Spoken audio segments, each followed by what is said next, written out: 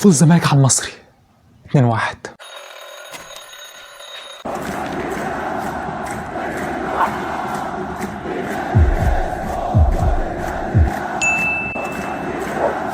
طبعا الحمد لله ربنا عظيم يا جماعه، فوز مهم جدا وفوز عظيم لفريق ما عندوش الا مشاكل للاسف، مشاكل ماديه، مشاكل عند اللعيبه، غيابات اللعيبه، اصابات، ومع ذلك بفضل الله موجودين يا جماعه، وبفضل الله مش هنموت وموجودين وهنكمل وهننافس. ناس كتير قوي كانت متشائمه النهارده قبل الماتش، وطبعا ماتش النهارده صعب وماتش قوي، وكانت ناس كتير بتقول لك خلاص لما كايزر كذا هيوصل. يا جماعه لا، ثق في فريقك وثق في ربنا قبل فريقك، قبل ما تثق في اي لاعب او اي مدرب او اي فريق حتى، ثق في ربنا. ربنا النهارده عظيم وكبير قوي قوي قوي، وكرمنا النهارده عشان احنا جمهور الزمالك بالنسبه لنا يستحق الفرحه. والله العظيم النهارده جمهور الزمالك عامل عظمه وملحمه. يا جماعه في فرقه تانية موجوده في مصر وانتوا عارفين لو قعدوا سنه ما ياخدوش بطوله محدش هيشجعهم، لان في فرق الجمهور بيروح لها عشان البطولات فقط، في فرق لا، انت بتروح لها عشان ده فريق عظيم. الزمالك فريق بطولات على فكره، فريق واخد اكتر من 80 بطوله، فمن حيث بطولات الزمالك معاه بطولات اكتر من انديه كبيره قوي في العالم. يعني الزمالك من اكتر الانديه في العالم وفي التاريخ حصولا على البطولات على فكره، فمن حيث بطولات الزمالك موجود. ولكن حتى لما بنمر بكبوات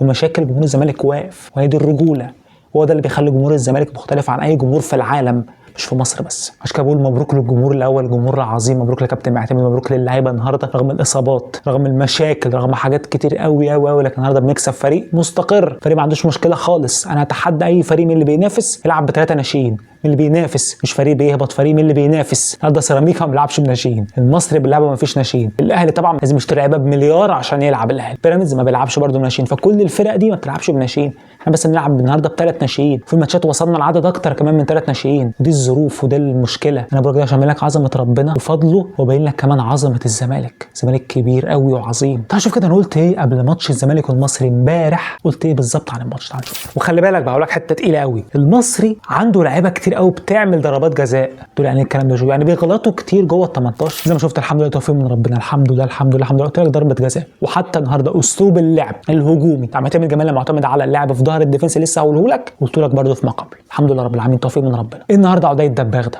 رائع. هتقول لي ده جاب جون يا عمي، النهارده عدي الدباغ بيعمل يا جماعه كل حاجه في الكوره. النهارده عدي الدباغ لينك اب بلاي بيعمل، تحرك في ظهر الديفنس بيعمل، ضغط وقطع الكوره بيعمل، روح وينج يمين عدي بيعمل، وبيروح وبيضغط وبيدافع مع محمد ابراهيم. النهارده الشوط الثاني لما راح وينج يمين بيرجع وبيدافع كانه باك. طب من حيث الاهداف اللي هي يعتبر تقييم مهم للمهاجم، مش كل حاجه على فكره. انا بالنسبه لي لو حتى مهاجم ما بيسجلش بس بيعمل كل حاجه في الكوره مهم بالنسبه لي. الكوره يا جماعه دلوقتي ما بقتش ان لاعب فقط تقيمه ان هو بيسجل ولا لا، لا يا جماعه، اللاعب ينزل يعمل لك تحرك، يسحب معاه مدافع، لاعب تاني يخش يفضي لك الدنيا. دي حاجات بقى احنا اللي بناخد بالنا منها وبكلمك عليها. لكن عدي كمان بيسجل، يعني عدي بيعمل الحاجات اللي هي العميقه في الكوره اللي ناس كتير قوي ممكن ما بتركزش فيها، وحتى التسجيل. هو هداف الزمالك يا جماعه. فبالنسبه لي عدي الدباغ رائع رائع رائع. النهارده راجل بجد ما بهرجش، بيعمل كل حاجه في الكوره. ادم كادر النهارده رائع. الشوط الاول يمكن كان متذبذب شويه، لكن الشوط الثاني رائع وطوال المباراه عموما. النهارده ادم كادر، محمد ابراهيم النهارده الباك اليمين رائع. النهارده يمكن محمد ابراهيم النهارده تقل، ممكن كان في شويه حاجات ده طبيعي، بس النهارده رائع. راجل ما شاء الله بيتطور، دي مفاجاه بالنسبه لي، مش سوبر اكيد لسه، بس راجل بيتطور، عنده هامش تطور. وده انا قلته قبل كده، كل ماتش جاي لا قدر الله يغلط عادي، هنعديها ونسامحه ونشوف غلط فيه ونحاول نطوره. هي دي الكوره يا جماعه، خاصه لما يبقى ناشئ وتعتمد على الناشئين، مش في كل المراكز طبعا، انا فاهم ده، ولكن انت دلوقتي مضطر انت تلعب. عمر جابر مصاب وما عندكش باك يمين، فالراجل هيلعب ما شاء الله. لما بيلعب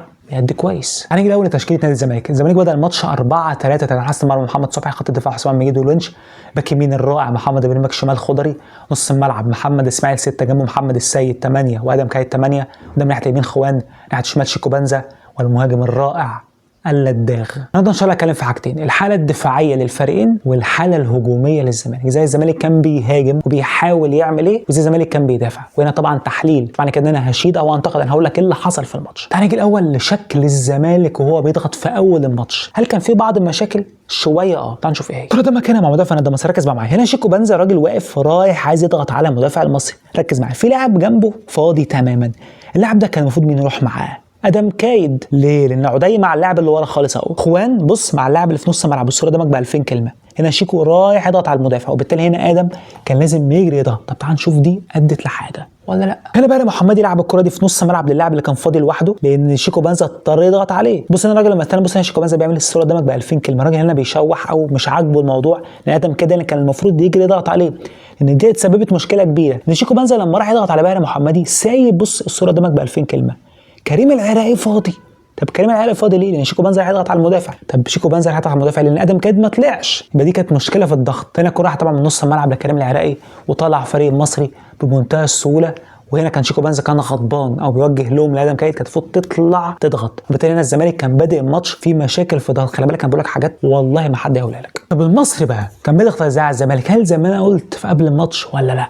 تعال نشوف. الكره قدامك كده مع الونش، ركز معايا، ده الشكل اللي بيضغط بيه المصري 4-4-2. الصوره قدامك ب 2000 كلمه. هنا المصري بيعمل ايه؟ سايب تماما خط دفاع الزمالك بالكامل من غير اي ضغط. هنا الكره تروح من الونش حسام عبد المجيد، كل ده مفيش اي ضغط. بص حسام عبد المجيد هياخد الكره هيمشي بيها برده، مفيش اي ضغط تماما. طب ده مثلا سلبيه؟ لا، ده شكل ضغط بيبقى اقرب ان هو باسيف، او لو انا مش هضغط بقوه وبشراسه على قلبين الدفاع، انا هكتفي ان انا هضغط ميديم بلوك على نص الملعب بتاع فريق الزمالك او اي فريق بيلعب المصري، لكن تحديدا قدام الزمالك. وده شكل، هو ده لا غلط ولا صح، ده شكل المصري. الفكره بقى ان الشكل ده ادى بقى المشكله اللي انا بقول لك عليها في ما قبل، اللي هي ايه؟ المساحه في ظهر دفاع المصري. الزمالك لعب عليها طوال المباراه. تقول يا جو الكلام ده ما سجلناش منها، ايوه بس الزمالك لعب عليها. مش لازم ان انت تلعب على حاجه معينه تسجل منها، لا، بس الموضوع ده بيبين لك ان في افكار بتتعمل ولا لا. يعني مثلا ممكن فريق مثلا السيتي مثلا قدام توتنهام النهارده عمل شغل رائع ولكنه خلاص تعادل، اما كان السيتي كان وحش مثلا، لا، انت بتقيس ان في افكار بتتعمل، انت ممكن ما تستغلها ما تستغلهاش، لاعب يضيع، لاعب يطلع باص متاخر، المنافس يبقى متالق فجاه، مثلا لعيب مثلا فرديا تالق في كوره. في حاجات كتير قوي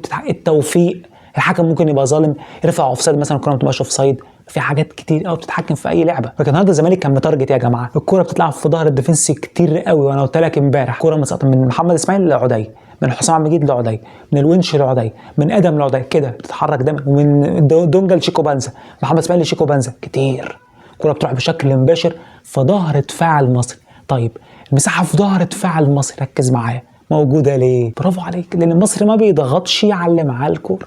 ده اللي بتكلم فيه. ممكن ان شاء الله يبقى بكره في اللقطات ما تاخدش بالك منها، هقول لك دي بالتفصيل وابين لك ان الموضوع كان تكتيك ما كانش عشوائيه. فالحمد لله النهارده فوز عظيم جدا جدا جدا، وفوز متوقع بالنسبه لي بفضل الله رب العالمين. بس سيناريو المباراه انا كنت مقلق بصراحه. يعني في كوره كده الشوط الثاني كانت في اخر الماتش، حسام عبد المجيد اتزحلق، ما اعرفش يشوط، اتزحلق كذا لعيب اتزحلق، اتوترت. عارف انت الحاجات دي انا بالنسبه لي بتوترني. كان في كوره للسوبر المصري اجايب الاهلي والزمالك، كانت زحلق في كوره يعني الكوره دخلت زحلق، انا قلت الزمالك هيكسب وراهنت. بص كان قلت لاصحابي كلهم الزمالك هيكسب مليار في المية هنكسب. في حاجات كده بتبين لك، بس سبحان الله النهارده مع الزمالك اتزحلقنا وبتاع بس الحمد لله ما كانتش. لكن النهارده بالنسبه لي الزمالك كمان كان كويس جدا. النهارده المصري خلي بالك ناس كتير ممكن تشوف المصري هو ده غموم.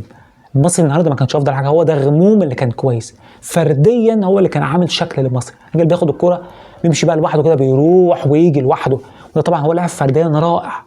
وده غموم على فكره كان عايز يجي الزمالك وبكى، اجهش بالبكاء على راي عادل القيعي عشان يجي الزمالك. ما اعرفش مين اللي رفضه بصراحه، عشان بس مش صحفي، بس انا ما اعرفش مين اللي رفضه، بس هو في حد رفضه ما اعرفش مين. بس بالنسبه لي ده غموم في الزمالك اكيد يبقى مهم جدا، وده غموم لعيب جامد، والنهارده بالنسبه لي هو اللي فارق مع المصري. سيبك من اي حاجه ثانيه، سيبك من افكاره ومن التكتيك، رغم انهم عندهم لعيبه خلي بالك، بس هو اللي فارق قوي.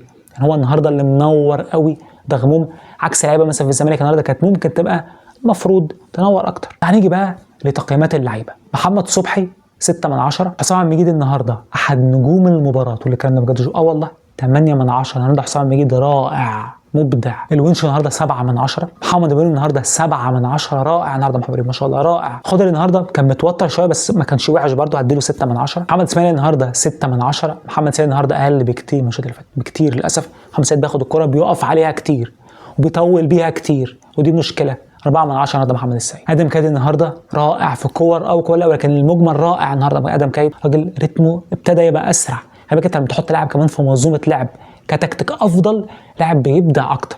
ادم كايد النهارده بالنسبه لي 7/10. خوان بتزيرة مشاكل كبيره قوي عند خوان بتزيرة النهارده، في جزء منها تكتيكي خلي بالك، برضه معتمد جمال مصمم ان يدخله القلب. قلتها لك قبل كده، الله بص يا جماعه اسمعوا مني الكلمه، انا شيكو بنزا ناس كمان تقول لك اصل هو يا جماعه ما بيعرفش يباص وما بيعرفش ياخد تمريرات لك قبل ما يجي. خوان بتزيرة قلت لك المشاكل اللي عنده، بس خوان بتزيرة لما بتحطه كمان في القلب بيبقى مشاكل فقط، ركز، بيبقى قنبله موقوته. على الطرف عنده مشاكل بس على الاقل ممكن يعدي لك في واحده، ممكن ياخد لك ضربه جزاء، يعرف يعمل لك شغل. في القلب بيتعمل عليه كماشه يا جماعه، لعيب من ظهر ولاعيب من قدام بيقطعوا منه الكوره، وممكن خلي بالك يتعمل عليه فاولات يتصاب يطلع بخسرت لعيب. وجود بزيرة في العمق هو عموما مش شايف قدامه، بس وجوده كمان في العمق بيبقى وحش قوي، يعني بيبقى وحش قص 2. شيكو بنزا النهارده اول تلت ساعه ياخد فيها 7/10، بقيه الماتش 5/10. عدي دباغ النهارده 9/10. مش عشان نسجل بس يا جماعه، النهارده عدي دباغ رائع بالمعنى الحرفي ممتاز كمان النهارده عودة الدباغ يا جماعه، ما شاء الله بيعمل كل حاجه، بيضغط، قلت لك بينزل يستلم، بيتحرك في ظهر الديفنس، ذكي في كور كتير النهارده، بيوجه اللعيبه في كذا كوره النهارده، يوجه انت اتحرك هنا روح هنا.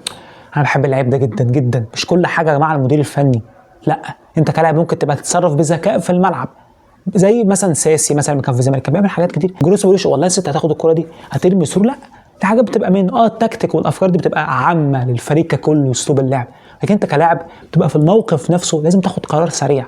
فانا بالنسبه لي عودة الدباغ النهارده بالنسبه لي يعني كل القرارات اللي خدها عودة الدباغ النهارده ولا غلطه. ممكن دي اول مره اقول النهارده كان ماتش جايبه مش شايف قدامه عادي، هي دي الكوره. ميسي بيجي له ماتشات بيبقى مش شايف قدامه عادي، رونالدو بيجي له ماتشات عادي، هي دي الكوره يا جماعه.